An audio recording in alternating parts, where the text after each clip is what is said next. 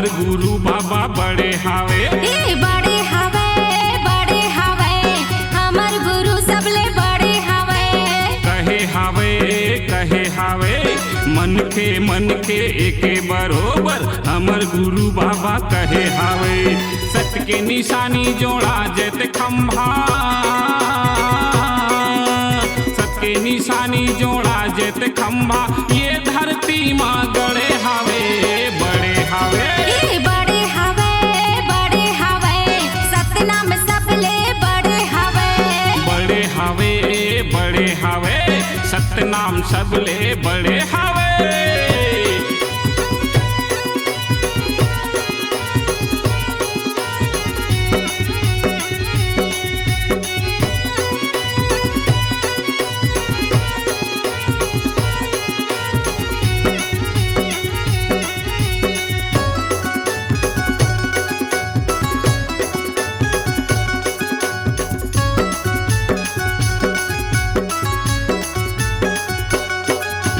पिता है महंगू गिरव है गाँव, गुरु घासी बाबा ये करहे नाव।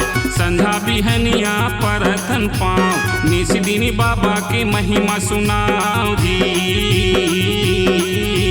पिता है महंगू गिरव है गाँव, गुरु घासी बाबा जे करहे नाव।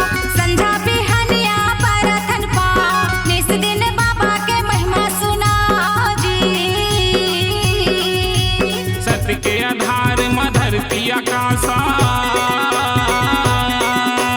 सत्य के आधार धरती आकाशा, पवन पानी हर चले हावे बड़े हावे।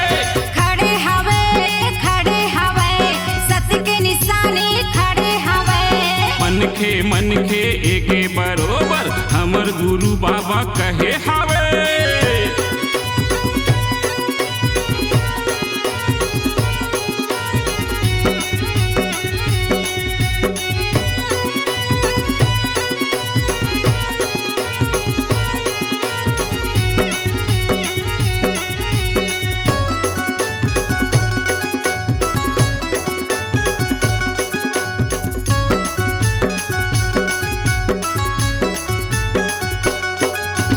हमर गुरु के अमृत ज्ञान, मन खे एके समान।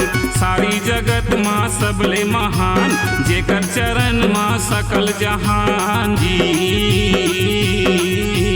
हमर गुरु के अमृत ज्ञान, मन खे एके समान।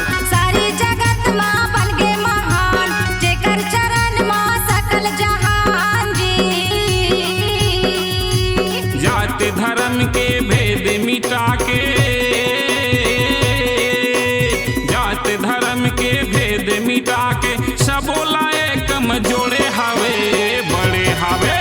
गड़े हावे जत खंभा जी हाँ गड़े हावे।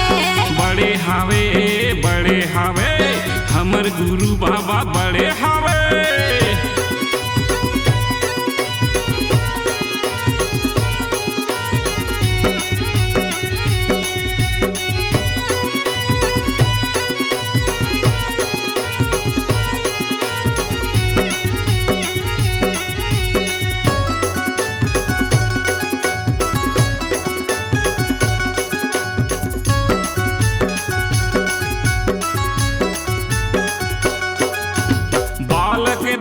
गुरु दिए ज्ञान, सबोला चाही जी मान सम्मान। सादा झंडा के बढ़ावो जी मान, जियो जी भैया शेर समान जी। बालक दास गुरु दिए ज्ञान, सबोला चाही जी मान सम्मान।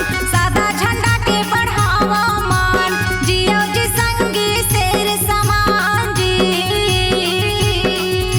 राज पाठ बर सतनामी के,